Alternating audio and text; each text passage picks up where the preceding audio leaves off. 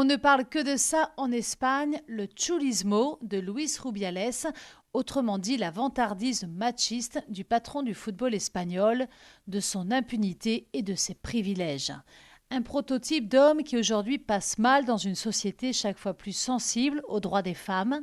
Carmen, âgée de 65 ans, a suivi son intervention devant l'Assemblée de la Fédération du football et reste perplexe quant à son refus de démissionner. Je trouve cela très bien que cela soit sorti à la lumière, car ce genre d'attitude est fréquente en Espagne. On l'a toutes vécu, notamment au sein du travail.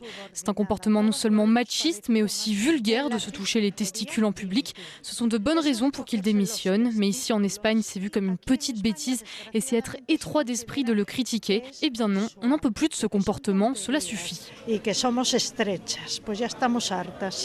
Ce genre de bravoure machiste ne passe plus au sein de l'opinion publique et avec leur se acabó, cela suffit, les joueuses de la sélection espagnole veulent mettre des limites à un patriarcat étouffant. Carla, une jeune femme madrilène, se dit prête à descendre dans la rue pour soutenir les championnes du monde du football. On est face à un abus de pouvoir évident. C'est une démonstration de force masculine et je trouve cela très choquant qu'il soit applaudi et qu'il n'ait pas démissionné. Et en plus, il jette la pierre au féminisme. Cela n'a pas de sens et c'est même honteux. Le malaise produit par ce comportement bravache et matamore s'est répandu dans toutes les sphères des institutions politiques. Pour le gouvernement espagnol, qui se définit comme féministe, il faut sauver l'image de l'Espagne.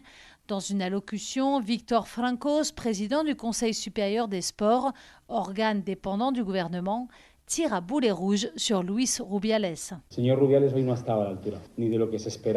Monsieur Rubiales n'a pas été à la hauteur de ce que l'on espérait de lui, ni de ce qu'espéraient les joueuses de la sélection, comme on a pu le voir dans les déclarations faites par les joueuses, ni non plus des attentes du gouvernement, et encore moins de celles de la société espagnole.